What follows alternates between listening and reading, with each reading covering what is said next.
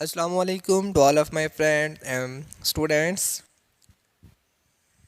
जैसा कि आप देख रहे हैं math knowledge YouTube channel. So students, आपको इस चैनल पर MTH 501 के मिड और फाइनल की कंप्लीट वीडियो जो कि शॉर्ट लेक्चर्स की हैं आपको यहाँ पे मिल जाएंगी। वीडियो को स्टार्ट करने से पहले जिन मेंबर ने अभी तक यूट्यूब चैनल को सब्सक्राइब नहीं किया वो जल्दी से सब्सक्राइब कर लें, साथ ही बेल आइकन को प्रेस कर दें ताकि नेक्स्ट आने वाली वीडियोज़ भी आप लोगों तक पहुँचती रहें। आपका ये जो निसाब है MTH 501 का बहुत ही आसान है और बड़ा ही इंटरेस्टिंग सा है। आपने वीडियो को कंप्लीट देखना है, इंशाल्लाह आपका ये जो लेक्चर है वीडियो के दौरान ही आपका तैयार हो जाएगा इंशाल्लाह। आइए हम टॉपिक को स्टार्ट करते हैं जी। इंट्रोडक्शन टू मैट्रिसेस के बारे में। तो सबसे पहले हमें मैट्रिक्स के बारे में पता होना ज़रूरी है कि ये क्या होता है।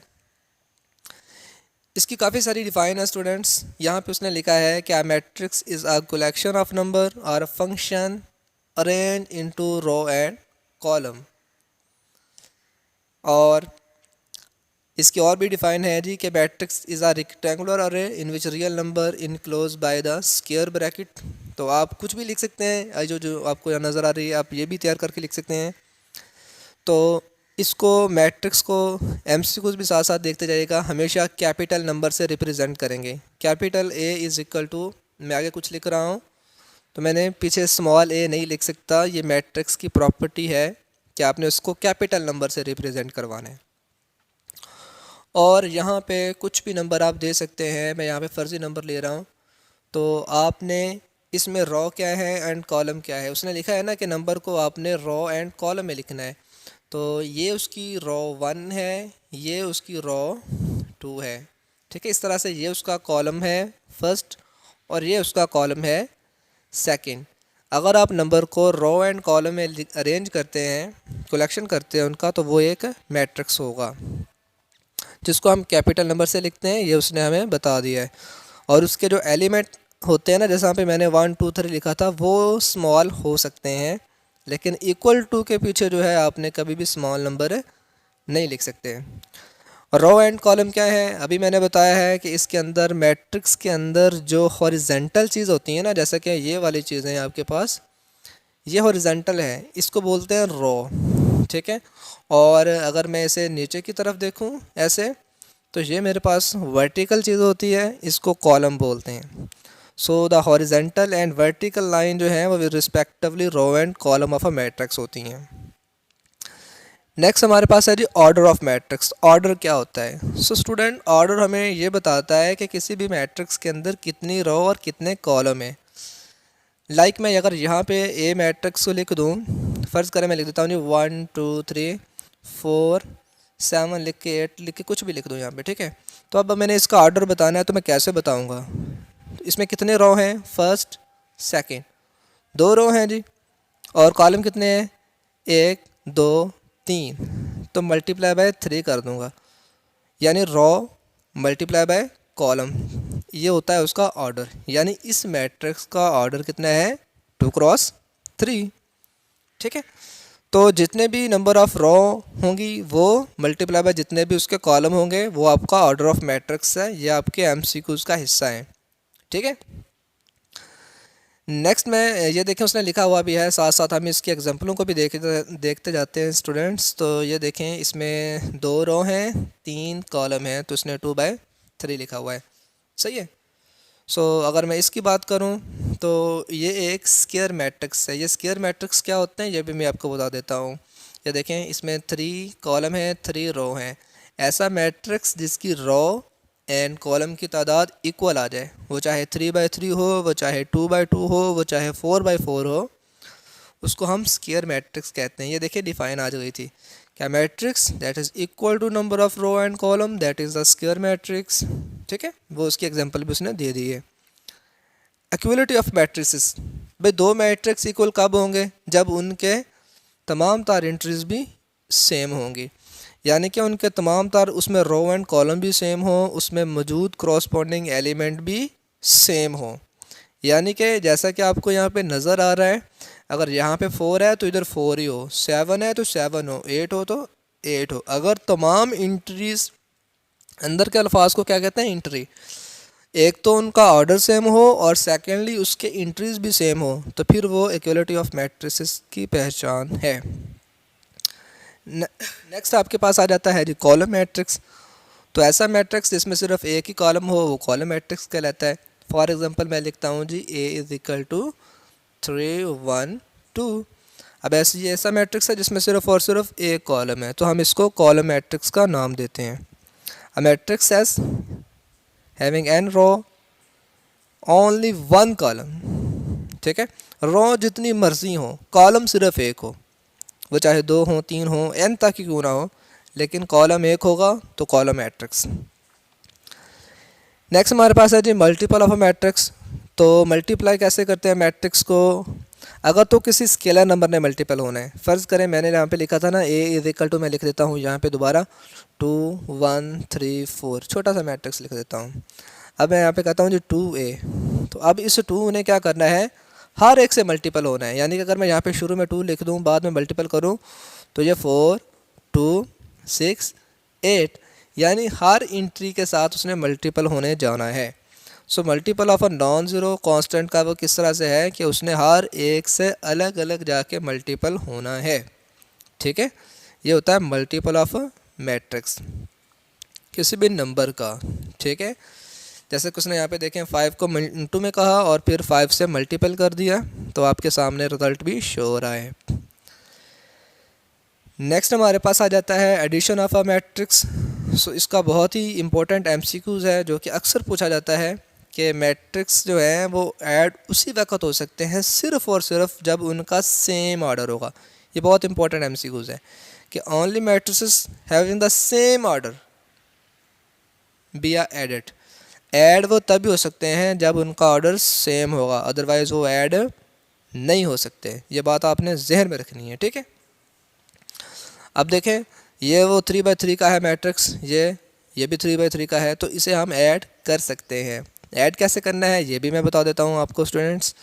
तो आप यहाँ पे देखें, इस 2 ने इस 4 से ऐड होना है, 2 + 4, इस -1 ने इस 7 से ऐड होना है, फिर इस 3 ने इस -8 से ऐड होना है, फिर इसको हल कर, बाकी सारे भी ऐसे ही हैं, फिर इनको हल कर लेने हैं। 2 और 4 6, इसको हल किया यहाँ पे, इसको हल किया यहाँ पे, बाकी भी बिल्कुल ऐसे ही आ जाने। तो इस तरह से हम किसी भी 2 मैट्रिक्स को ऐड कर सकते हैं।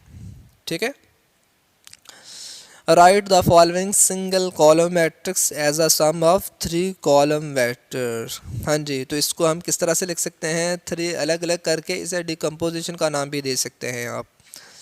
स्टूडेंट ज़रा गौर से देखें, ये जो उसने एग्जांपल दी हुई है, एक इसमें टी का स्केयर वाला पोर्शन है, एक इसमें सिंगल टी वाला है और एक इसमें ई की पावर टी वाला, 3 अलग अलग चीज़ें हैं।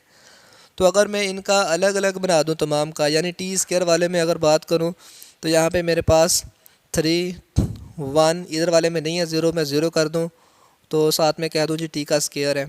ठीक है, उसके बाद मैं वो ले लूँ जिसमें टी है, ऊपर वाले में टी नहीं है, 0 कर दूँता हूँ, नीचे वाले में 7 है, नीचे वाले में 5 है और बाहर में टी लिख देता हूँ। फिर उसके बाद में ई की पावर वाले ले आता हूँ, ऊपर वाले में -2 है जिसके साथ ई की पावर टी है, नीचे वाले में भी नहीं है और नीचे वाले में भी नहीं है। तो इस तरह से मैं इसको 3 डिफरेंट कॉलम में लिख सकता हूँ। ठीक है, तो देखें उसने भी हमें ऐसे किया है। अब उसने पहले टी के स्केयर वाले अलग कर दिए, फिर टी वाले अलग कर लिए, फिर उसने ई की पावर टी वाले अलग कर दिए।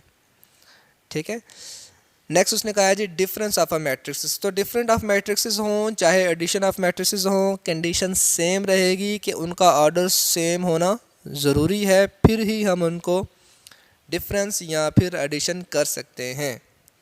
ठीक है, नेक्स्ट हमारे पास है मल्टीप्लिकेशन ऑफ अ मैट्रिक्स के मैट्रिक्स का मैट्रिक्स के साथ मल्टीपल होने से कैसे आंसर आएगा, कौन कौन से मल्टीपल हो सकते हैं, कौन मल्टीपल नहीं हो सकते, उसका टोटली कंसेप्ट मैं अभी आपको दे देता हूँ। सो स्टूडेंट्स, सिंपल सी बात है, इसमें ऐसा होता है कि मैं फ़र्ज़ करो आपके सामने ना 2 मैट्रिक्स लिख देता हूँ, यहाँ पे 1 2 3, 1 9 8 कुछ भी मैं यहाँ पे लिख देता हूँ, और एक मैं यहाँ पे लिख देता हूँ 1 2 3 4 5 6। अब थोड़ा सा डिफरेंस है, देखिए इनका है 2/3 यानी 2 कतारें हैं 3 कॉलम है, और इनका है ये 3 रो हैं 2 कॉलम है। ये मल्टीपल हो सकते हैं। उसकी क्या वजह है? मेथड क्या होता है मल्टीपल का? इसके पहले एलिमेंट ने यहाँ पे आना है, दूसरे एलिमेंट ने यहाँ पे आना है, तीसरे एलिमेंट ने इससे आने मल्टीपल होने आना है।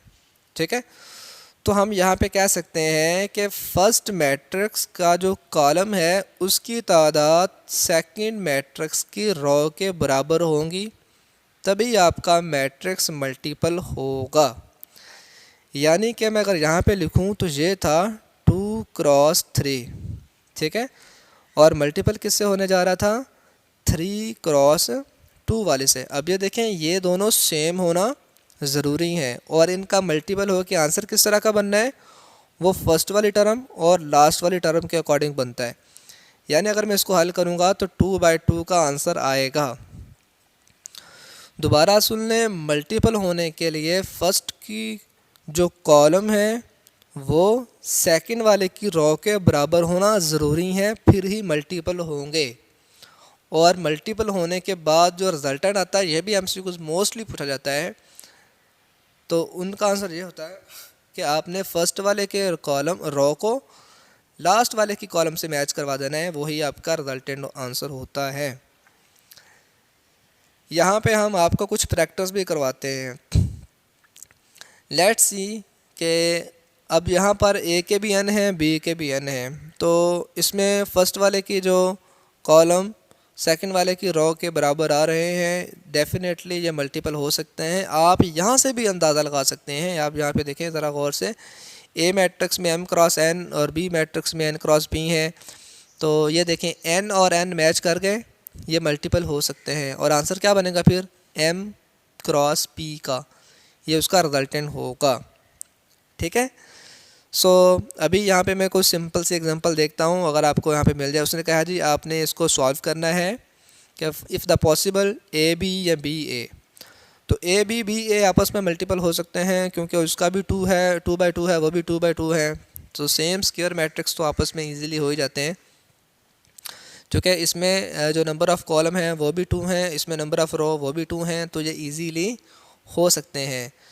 नीचे वाले की बात करूँ तो इसमें नंबर ऑफ़ जो कॉलम है वो 2 है, इसमें नंबर ऑफ़ रो भी 2 हैं, तो ये भी आपके पास पॉसिबल है। ठीक है, देखें जी, पहले में उसने कहा जी matrix A and B have a square matrix, therefore both A B A are possible. इसका ए बी तो पॉसिबल है। नीचे वाले की अगर मैं बात करूँ ना स्टूडेंट्स, तो इसका ए बी पॉसिबल है, बी ए को मैंने देखा ही नहीं है। अगर मैं बी ए की बात करूँ तो बी वाले को अगर मैं पहले लिखूँ तो बी वाला बनता है जी 2×2 का, और ए वाला बनता है मेरे पास 3×2, 3 कतारें हैं 2 कॉलम हैं। हाँ जी, इसका बी ए पॉसिबल नहीं होगा। क्यों? क्योंकि ये सेम नहीं बन रहे इसके।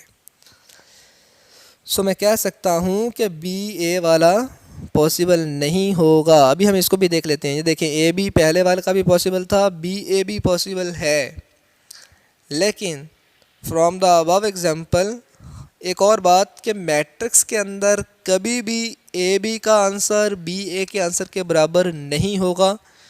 मैट्रिक्स जो होते हैं ये कम्यूटेटिव प्रॉपर्टी को होल्ड नहीं करते। ये भी बड़ा इंपॉर्टेंट एमसीक्यूज़ है आपका कि multiplication of a matrix is not a commutative, कि वो कम्यूटेटिव नहीं होते हैं। ए बी का आंसर बी ए के बराबर ना हो तो इसे बोलते हैं नॉट कम्यूटेटिव। ठीक है, सो बी वाले में अगर देखें तो उसने कहा है A B is possible because the number of column in a matrix A is equal to number of B. ठीक है ना, जो मैंने आपको बताया था। But B is not possible, ये भी मैंने आपको बता दिया था, और इसके रीज़न भी मैंने बता दिए हैं कि बी ए जो है वो इसलिए पॉसिबल नहीं है। ये देखें, ए बी का आंसर निकाल दिया जो कि पॉसिबल था, और बी ए आप कभी निकाल नहीं सकते बिकॉज वो पॉसिबल ही नहीं है, क्योंकि उसमें जो है रो एंड कॉलम जो हैं वो इक्वल नहीं है। ठीक है, so B A is not a possible. Next भी उसने हमें कुछ दिए हुए हैं जी जिसको आपने मल्टीपल करना है, तो मैं मल्टीपल करने का थोड़ा सा मेथड मज़ीद समझा देता हूँ आपको। तो ये आप देख सकते हैं इस एग्जांपल में उसने क्या हुआ है, आपने 2 को 3 से मल्टीपल करना है, -1 को 6 से मल्टीपल करना है, 3 को 4 से मल्टीपल करना है और इन तमाम को ऐड कर लेना है। मल्टीपल करने के बाद ऐड कर जमा कर लेना है। अब ये एक रो मुकम्मल हो चुकी है। फिर आपने क्या करना है, सेकंड रो पे भी वही काम करना है। इसने भी इससे मल्टीपल होना है, इसने इससे मल्टीपल होना है और इसने इससे मल्टीपल होना है। इन तमाम को ऐड कर लेना है और फिर फाइनल रिजल्ट अगले मैट्रिक्स पे ले जाइएगा। सेम आपने काम नीचे वाले पे करना है। इस तरह से हम मैट्रिक्स को मल्टीपल कर देते हैं। जैसे कि उसने यहाँ पे -4x और +2y फिर 3x + 8y। ठीक है, तो नेक्स्ट है जी multiplicative identity. So students, multiplicative identity इस तरह के मैट्रिक्स होते हैं जी क्या जिसमें आपके पास ना दो तरह की चीज़ें होती हैं। मैं आपको ये भी बताता जाऊँ, ये वाली होती है ना जो चीज़ें ऐसे, इसे बोलते हैं डायगोनल एंट्री। बाकी जो होती हैं उसे बोलते हैं नॉन डायगोनल एंट्री। आपकी डायगोनल एंट्रीज के एलिमेंट का 1 होना ज़रूरी है और जो नॉन डायगोनल एंट्री है उनका 0 होना ज़रूरी है, फिर वो आइडेंटिटी मैट्रिक्स कहलाएंगे। ठीक है, आप देख सकते हैं यहाँ पर कि ये जो उसकी डायगोनल एंट्री है वो टोटली 1 1 जाएगी, बाकी तमाम एंट्रीज जो हैं वो सारी की सारी 0 होंगी। इसे बोलते हैं आइडेंटिटी मैट्रिक्स।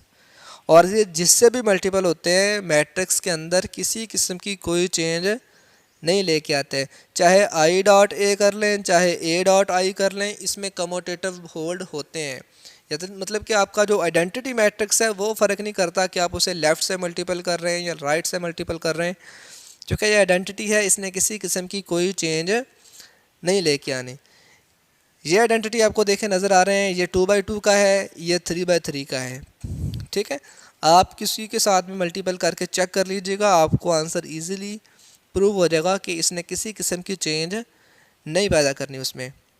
ठीक है, नेक्स्ट बड़ा मुश्किल मैट्रिक्स आ गया जी, null matrix. A matrix whose all entries 0 that is a null matrix. मजाक कर रहा हूँ, बहुत ही आसान है। अब देखिएगा इसमें तमाम तार एंट्री क्या है, 0 0 है, तो ऐसा मैट्रिक्स जिसकी तमाम तार एंट्री 0 होंगी वो नल मैट्रिक्स कहलाएगा। ठीक है स्टूडेंट्स, सो नेक्स्ट हमारे पास ऑर्डर जो मर्जी हो ये चेंज ये इसमें मैटर नहीं करता। ठीक है, एसोसिएटिव लॉ, मैट्रिक्स के अंदर कमोटेटिव होल्ड नहीं होते लेकिन एसोसिएटिव लॉ होल्ड करता है। एसोसिएटिव और कमोटेटिव में क्या फ़र्क है, कमोटेटिव बात करता है दो चीज़ों पे, एसोसिएटिव बात करता है 3 चीज़ों के ऊपर। ठीक है ना, यानी ए बी सी, उसमें है A B does not equal to B A, यहाँ पे है A into B cross C, फिर ए बी को पहले मल्टीपल करना है और सी को। आपने ऑर्डर चेंज नहीं किया, साइड चेंज नहीं की, आपको इसी वजह से ये वेरीफाई करवा देता है। ठीक है, एसोसिएटिव इसी को ही बोलते हैं, ये एसोसिएटिव की पहचान है। डिस्ट्रीब्यूटिव क्या होता है, डिस्ट्रीब्यूटिव में भी 3 ही चीज़ें होती हैं, लेकिन ये जिस तरह खाना डिस्ट्रीब्यूट करते हैं ना कि ये आदमी खाना इसको भी मिलना है खाना इसको भी मिलना है, ए इंटू बी प्लस सी। अब क्या होगा, ए बी प्लस ए सी। तो आपका जो मैट्रिक्स होते हैं ये डिस्ट्रीब्यूटिव लॉ को होल्ड करते हैं, सिर्फ कमोटेटिव को होल्ड नहीं कर रहे, बाकी एसोसिएटिव को भी कर रहे हैं, डिस्ट्रीब्यूटिव लॉ को भी होल्ड कर रहे हैं। तो अब चाहे आप इसको लेफ़्ट से करवा लें या राइट से करवा लें, लेकिन आपने चेंज नहीं करना, ए सी ठीक है और बी सी, ये तरतीब आपने सेम रखनी है, फिर आपका डिस्ट्रीब्यूटिव लॉ भी जो है होल्ड करेगा।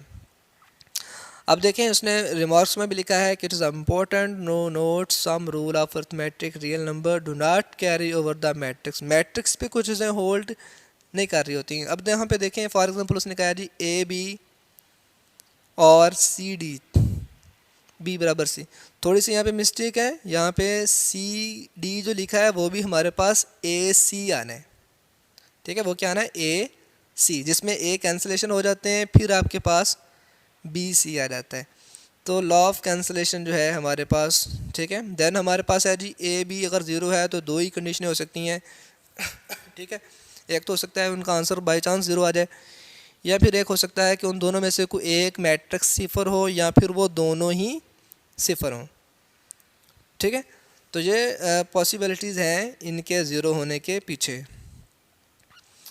नेक्स्ट हमारे पास है जी अगर हमारे पास एक ए मैट्रिक्स हो, बी मैट्रिक्स हो, सी हो, डी हो, तो then one can easily check that A B equal to A C but B C does not equal to C.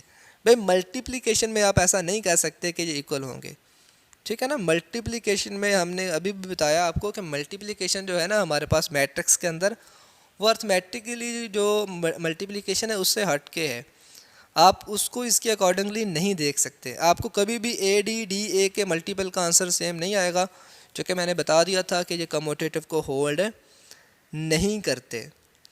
Next हमारे पास है जी कि डिटर्मिनेंट ऑफ अ मैट्रिक्स क्या होते हैं। डिटर्मिनेंट का मतलब होता है कि किसी चीज़ का डिटर्मिनेंट लेके सॉल्व कर लेना, तो ये काम होता है हमेशा स्क्वायर मैट्रिक्स के ऊपर, ठीक है। स्क्वायर मैट्रिक्स ही आपको इस चीज़ों को सॉल्व करने में मदद देता है और उसको हम डिनोट करते हैं मॉड ऑफ ए से, ठीक है। सो जब देख सकते हैं जी अगर हमारे पास ये एक मैट्रिक्स है और अगर वो स्क्वायर मैट्रिक्स है तो फिर ही हम उसका डिटर्मिनेंट ले सकते हैं, वरना हम इसका डिटर्मिनेंट नहीं लेते।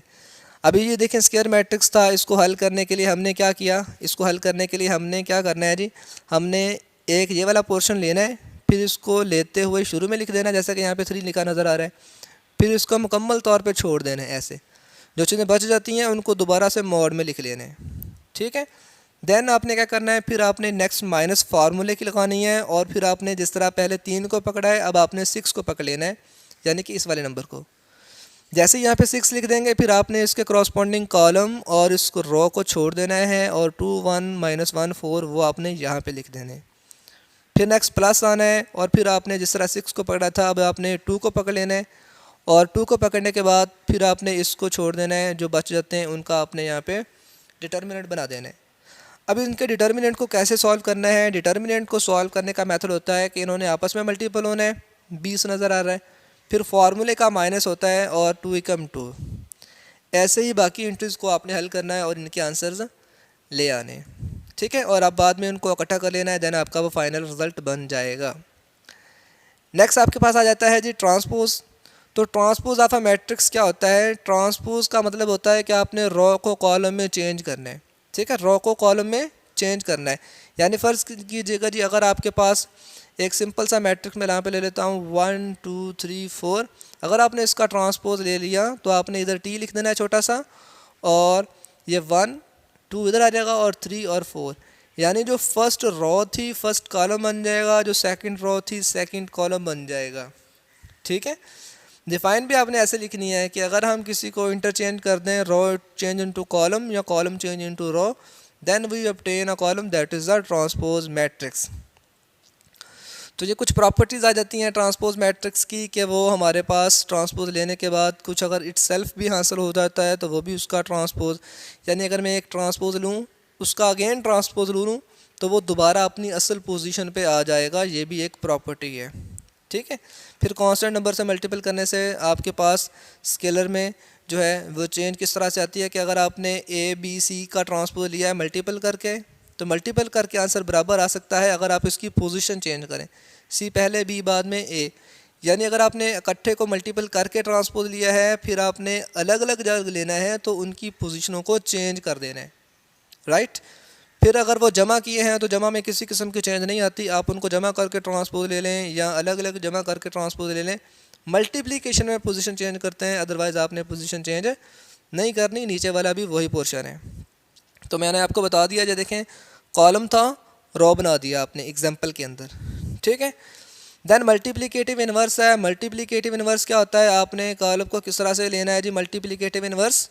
तो आप देख सकते हैं आपका सिंपल सा फार्मूला है, आपने जब भी इन्वर्स लेना है उसे लिखते हैं a-1 1/a का डिटर्मिनेंट। डिटर्मिनेंट आपको बता चुका हूँ कि जिसमें आपने दोनों को मल्टीपल करना है, फिर दरमियान में माइनस और अनदर, और साथ में आ जाता है अर्जाइन ऑफ ए। तो अब मैं आपको पहले अर्जाइन भी बता दूँ कि अर्जाइन क्या होता है। तो स्टूडेंट अर्जाइन हमारे पास कुछ इस तरह से होता है कि किसी भी चीज़ का मल्टीप्लिकेटिव इन्वर्स है, या इन्वर्स नहीं है मल्टीप्लिकेटिव इन्वर्स है। इसमें हम क्या करते हैं जी उसका चले मैं आपको ये भी बता देता हूँ कि अर्जाइन क्या है। अर्जाइन हमारे पास इस तरह से होता है कि अगर फ़र्ज़ करें मेरे पास एक मैट्रिक्स है जी 1 2 3 4, मैंने अगर इसका अर्जाइन ले लिया ना A-D-J ऑफ A, तो क्या होगा, इन दोनों की जगह तब्दील कर दी जाएगी, 4 ऊपर आ जाएगा 1 नीचे आ जाएगा और इन दोनों की अलामतें चेंज कर दी जाएंगी, इसे बोलते हैं अर्जाइन, ठीक है। बाकी डिटर्मिनेंट का मैं आपको बता चुका हूँ। तो बाद में अगर हम उनका हल कर लें तो वो आपका इन्वर्स होता है। सिंगुलर और नॉन सिंगुलर क्या होते हैं? सिंगुलर और नॉन सिंगुलर इस तरह से होते हैं कि अगर किसी का डिटर्मिनेंट सिफर आ गया, देखिए ये मैंने आपको बताया भी था डिटर्मिनेंट का मेथड, अगर जवाब सिफर आ जाए तो वो सिंगुलर, अगर जवाब सिफर ना आया तो वो नॉन सिंगुलर होता है। ठीक है। फिर माइनर ऑफ द एलिमेंट क्या होते हैं? तो माइनर ऑफ एलिमेंट्स जो है हमें बताते हैं कि हम किस पोजीशन के लिए आंसर निकालना चाहते हैं। फॉर एग्जांपल मैं आपको इसके मेथड से करा देता हूँ। एग्जांपल यहाँ पे ये एक मैट्रिक्स था, इसमें उसने कहा है जी कि M12 का आंसर बताएं। अब M12 हमें क्या बता रहा है? 1 बता रहा है फर्स्ट रो, 2 बता रहा है सेकंड कॉलम, यानी इस 3 की बात हो रही है 1 2 में। 12 में क्या है? 1 फर्स्ट रो है, 2 सेकंड कॉलम है। इस 3 का आंसर निकालना है तो आपको पता है ना, आपने इसको छोड़ देना है। 1 0 2 5 ये आपने बना लिया, फिर आपने इनको आपस में मल्टीपल करना है, इसको आपस में मल्टीपल करना और आपने उसका आंसर है निकाल देना। ये माइनर ऑफ एलिमेंट है। को फैक्टर भी सेम होता है, थोड़ी सी चेंज होती है कि आपने क्या करना है, साथ में -1 की पावर लेके आनी होती है। अगर मैंने इसी से 1 2 फाइंड करना होता है, यानी इस 3 के लिए ही, तो मैंने साथ -1 की पावर में 1 + 2 भी लिखना है। ये को फैक्टर के लिए होता है ऐसा। ठीक है। अब -1 + 1 + 2 पावर 3, -1 की पावर 3 का मतलब होता है कि -1 ने साथ आ जाना है। बाकी सारा काम वही है। आपने हल किया, आंसर 5 आया, फिर ये शुरू वाली माइनस उसे -5 कर देगी। बाकी चेंजिंग नहीं आनी। चेंजिंग सिर्फ कहाँ पे आ रही है? आपने सिर्फ -1 की पावर भी लेके आनी है जब आपसे को फैक्टर का पूछा जाता है, अदरवाइज़ आपको लाने की ज़रूरत नहीं है। ठीक है। तो थ्योरम है हमारे पास, वो मैंने आपको बता दिया था कि 1/डिटर्मिनेंट ऑफ ए, साथ में जो लिखा हुआ है ये उसका हमारे पास अडजाइन है। ठीक है। इसको मैं आगे नेक्स्ट जो है फर्दर आपको जब हम इनके क्वेश्चन करेंगे तो मैं आपको इसकी डिटेल से बता दूंगा कि हमने, अगर हमारे पास कोई बड़ा है, मैंने 2/2 के लिए बताया था ना अडजाइन ले लेंगे, अगर आपके पास 3/3 आ जाता है तो आपने उसका अडजाइन कैसे लेना है? तो उसके लिए हमने हर एक के अलग अलग को फैक्टर निकालने हैं, फिर उसका ट्रांसपोज लेना है, फिर हम उसका इन्वर्स निकालने में कामयाब होते हैं। ठीक है। तो अगर यहाँ पे कोई एग्जांपल है तो मैं आपको बता देता हूँ, देन फिर इंशाल्लाह मैं आपको नेक्स्ट लेक्चर के अंदर जो है इसकी डिटेल बता दूँगा। ये सिंगुलर और नॉन सिंगुलर था, मैंने आपको बता दिया है, 2 है तो नॉन सिंगुलर होगा। मैं यहाँ पे देख लेता हूँ, ये देखें सिंगुलर है, इसका आंसर 0 हो रहा है। ठीक है। ये भी सिंगुलर होगा चूँकि इसका आंसर 0 हो रहा है। तो जी हमें ये क्वेश्चन मिल जाता है जी। इसमें उसने हमसे कहा है कि इसका आपने क्या करना है, इन्वर्स निकालना है। Find the multiplicative inverse. अब देखें ये 3/3 का मैट्रिक्स है, तो इसमें देखा जाए आपने पहले डिटर्मिनेंट निकालना, आंसर 0 तो नहीं आया, नहीं आया, 12 आ गया ना। अब इसका इन्वर्स पॉसिबल है, अगर आंसर 0 आ जाता तो इन्वर्स पॉसिबल ही नहीं होना था। अब आपने क्या करना है, अब आपने C1 यानी इस 2 के लिए आपने अलग से सारी कैलकुलेशन करनी है। ठीक है। इस 2 के लिए तो, और अब जब आपने इसके लिए लिखना है तो आपने लिखना है जी -1 की पावर 1 + 1, और डिटर्मिनेंट में क्या करना है, आपने इसको छोड़ के ये वाले 1 1 1 सॉरी यहाँ पे 0 और ये 1, इसको हल करके आंसर निकाल देना। इस तरह आपने हर एक का अलग अलग सबका निकालना है, इसके लिए अलग निकालना है, इन तमाम के लिए निकालना है, जिसके लिए भी निकालना है। फ़र्ज़ करें मैं आपको कोई और बता देता हूँ, फ़र्ज़ करें मैंने जी इस 1 के लिए निकालना है, तो मैं क्या लिखूँगा, -1 की पावर, ये सेकंड रो है और थर्ड कॉलम है, तो मैं लिखूँगा 2 रो 3 कॉलम, -1 की पावर में क्या लिखूँगा 2 + 3, और हल करने के लिए मैं इसको छोड़ दूँगा, 2 2 3 0, इसको मल्टीपल कर लूँगा तो 0 बनेगा, इसको हल करूँगा माइनस का 6 आना है। ठीक है। और अभी इसमें से देखें तो पावर क्या है, ऑड है, पावर -1 की पावर ऑड हो तो वो माइनस ले आती है, तो माइनस माइनस प्लस का 6, यानी इसको हल करके 6 आना है, ये हमारा बनता है 2 और 3। तो C23 का आंसर हम देख लेते हैं। C23 का आंसर ये देखें 6 यहाँ पे आपको नज़र आ रहा होगा जो मैंने बताया था। इस तरह आपने तमाम निकाल के यहाँ पे जब लेके आने हैं ना तो उनका ट्रांसपोज ले लेना है, यानी C1 के बाद पहले तो आता था ना C21, लेकिन यहाँ पे आपने लिखना है 1 2 का आंसर जो कि यहाँ पे नज़र आ रहा है, और यहाँ पे आपने बजाय 3 1 के 1 3 का आंसर लिखना है जो कि आप यहाँ पे देख सकते हैं। यानी जब आप इसमें एंट्री पुट कर रहे हैं तो आपने ट्रांसपोज ले के पुट करनी है, हर एक की निकालने के बाद, हर एक पॉइंट की निकालने के बाद आपने इसमें ट्रांसपोज की वैल्यू पुट करनी है और आपका आंसर आ जाएगा। फिर आपने जो डिटर्मिनेंट है उसको हर एक पे डिवाइड करके आपने इसका फाइनल आंसर निकाल देना है। डेरिवेटिव भी हम लेंगे, ठीक है, जब हम करेंगे इंटीग्रेशन भी हम करेंगे, तो फर्दर मैं जब यहाँ पे सॉल्व करूँगा तो आपको बेटर अच्छे तरीके से समझ आ जाएगा। तो मैं आपको एग्जांपल से वैसे बता भी देता हूँ। ये देखें, उसने इसकी जब डेरिवेटिव लेगा साइन का तो वो बन जाएगा cos 2t। ये इंटीग्रेशन है तो इंटीग्रेशन में क्या हो जाएगा cos 2t बटा 2, ठीक है। यहाँ पे देख लें, चलें, ये 2 वैसे का वैसे होगा। तो सबसे पहले मैं इसको डेरिवेटिव के तौर पे देखता हूँ। उसने कहा भी डेरिवेटिव भी निकालना है, इंटीग्रेशन भी निकालनी है। तो डेरिवेटिव जब लेंगे साइन का तो वो बन जाएगा cos 2 बटे में 2t का 2 साथ आ जाएगा। e की पावर 3t का हमें पता है, e की पावर 3t वैसे लिखना है, अगेन 3t का 3 साथ लिख देंगे। फर्दर ऐसे ही आपने इंटीग्रेशन भी वो आपको ऑलरेडी पता होगा। तो नेक्स्ट इंशाल्लाह एक्सरसाइज की वीडियो की जो है ना सोल्यूशन की वीडियोस वो भी मैं आप लोगों के साथ शेयर करूँगा। तो मिलते हैं इंशाल्लाह नेक्स्ट वीडियो के साथ, तब तक के लिए अल्लाह हाफिज़, ऑल द बेस्ट।